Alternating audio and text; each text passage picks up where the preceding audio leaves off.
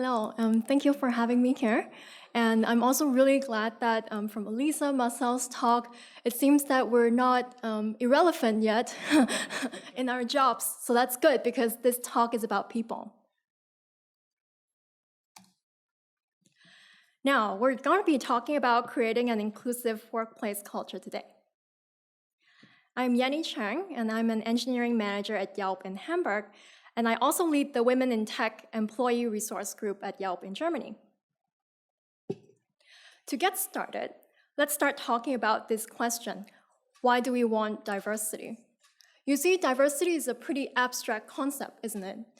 So I would want to rephrase this question into something that is more graspable. Why do we want people from different cultures, backgrounds, and genders to join our companies? The reason is simple. As you can see, there are a lot of challenges that we're facing, and there are problems that hasn't been resolved before. So we don't just want any solution. We want the best solution. And the way to come up with it is to source that solution from different people, because people from different backgrounds approach problems in different ways. That's why it's not a surprise that gender diversity can improve team decision-making and also innovation capabilities that we emphasize so much also in previous talks. This is a quote that I really like, so I want to share with all of you. Diversity is being invited to a party, and inclusion is being asked to dance. So you can have people who are from diverse backgrounds in your company, and that's like being invited to the party. But can they succeed? Can their voices be heard? And can they bring their best selves to work? That's like being asked to dance. That's why we want to emphasize that organizations benefit most from gender diversity initiatives when they have this supportive infrastructure. And that's what we're going to be focusing on today. So now the question becomes, how can we create this culture where people from all backgrounds can belong and succeed in our companies? So let's get started. Here are a few ways that we've tried and experimented at Yelp, so I'm gonna deep dive into each and single one and see if there's any one that you like more and try to implement. First of all is a top-down approach. It's to make inclusion a company-wide goal.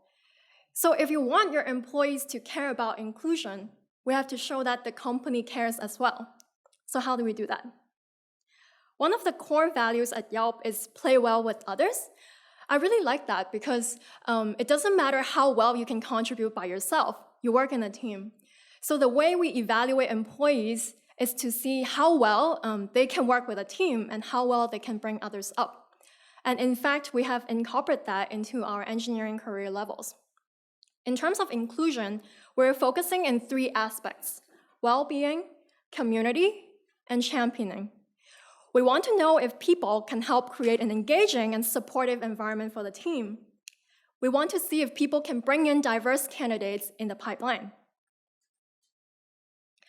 Because if you promote people who don't have the skills to make everybody feel welcome, it actually prevents your company's culture from being inclusive. Imagine your leader, this person is the role model of your company, and they're not displaying inclusive behaviors. Everybody's gonna follow suit. Now, what if we're not in the position yet to come up with company strategies? What can we do? So there is also this bottom-up approach, which is to start an employee resource group or to help with it. So this is something that I've been doing, and I'm going to use the example for women in tech because that's something that is closer to my heart. So to create this group, our main purpose is to increase women's sense of belonging and also to level the playing field. Talking about leveling the playing field, women in tech are under some disadvantages right now. If you think about it, the gender pay gap right now in Germany is 21.5%. That's not a small amount. And at the same time, for people who are in tech, we're 17% right now. For those people who are in tech, we have reports that women in tech are having less visibility in the company, or they're being pushed to do less creative roles, or some of them even feel like their career are being stalled. And that's why we want to have these women in tech groups, so that we can provide them a safe space and also offer opportunities to level that playing field. Safe space because it's difficult to fight against the system when you're only one person. As I mentioned, there are different challenges being a woman in tech. And I also want to bring in the example of biases that Marcel also mentioned.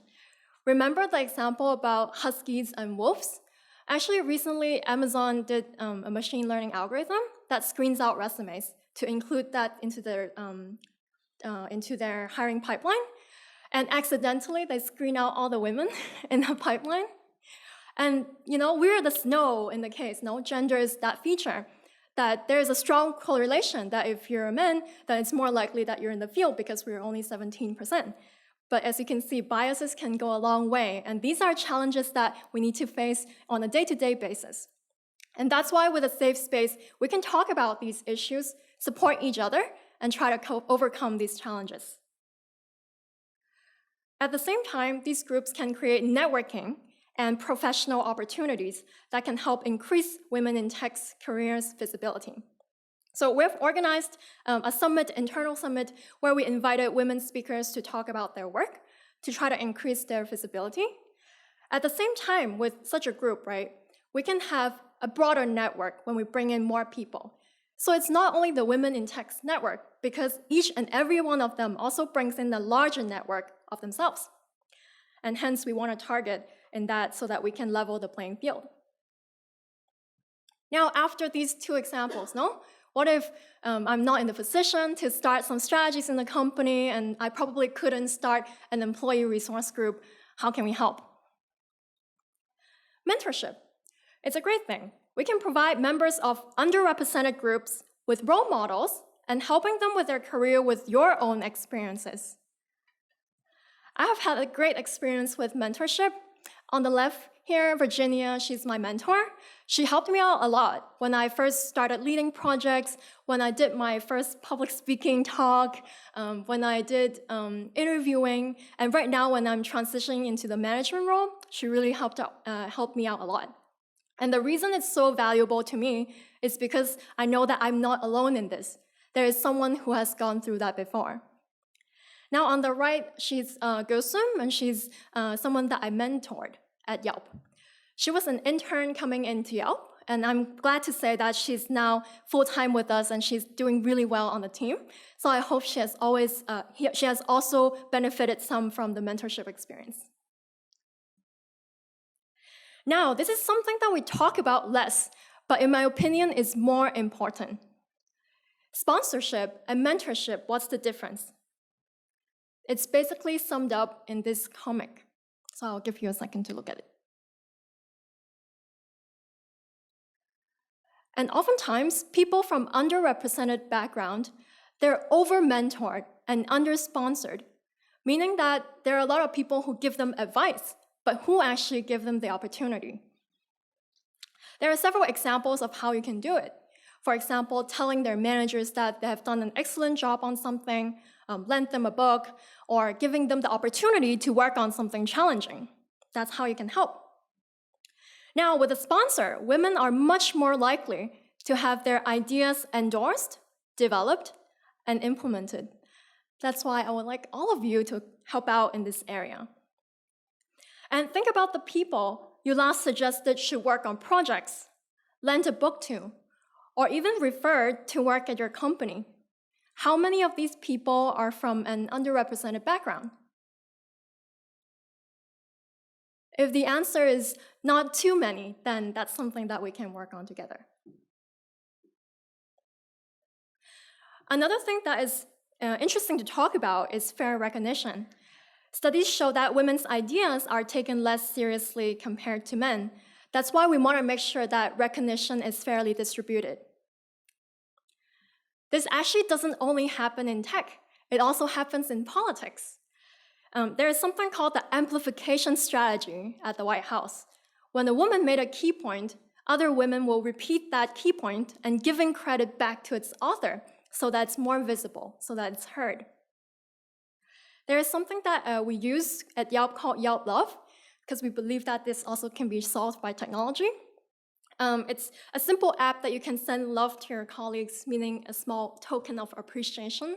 If they did something for you, for example, cover your on-call day, cover a ticket for you, that kind of thing.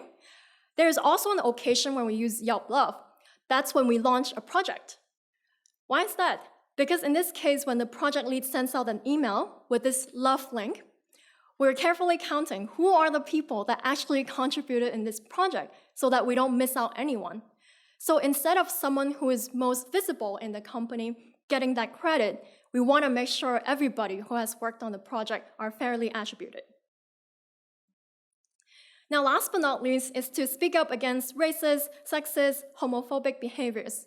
It's actually the most difficult thing to do because the normal reaction, say if you hear a racist joke, is to shy away from it and walk away or act awkward.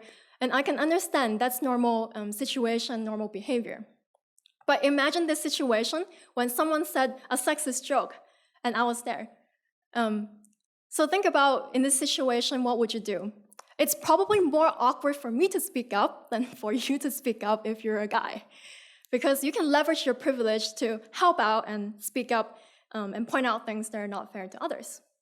In fact, there are trainings that you can go to, for example, ally trainings, that is exactly to practice that. When you have an awkward situation, how do you handle that? And we can try to point out things that are not fair so that we can create this inclusive environment that we all want. To close off, I want to mention that an inclusive workplace culture is only achievable if all people are on board. So hopefully after the talk, there are small things that you can try out, there are little things that you can experiment with, and let's make this industry a better place for everybody to work at. Thank you.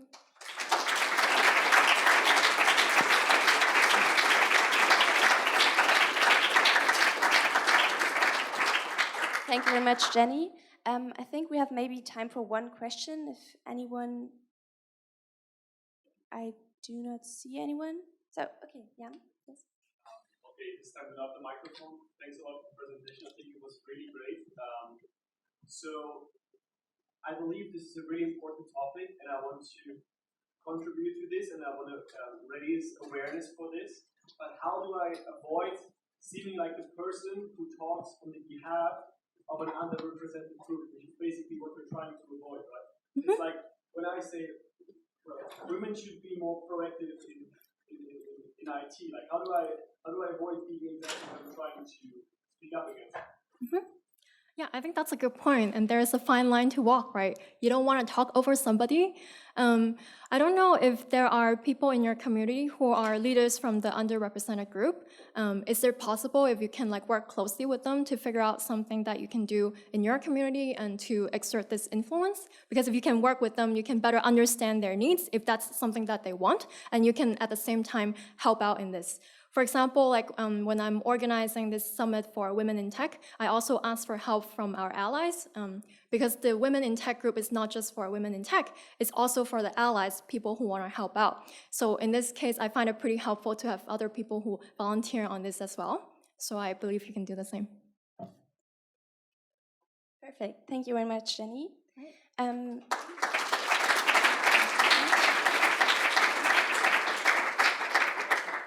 Perfect. So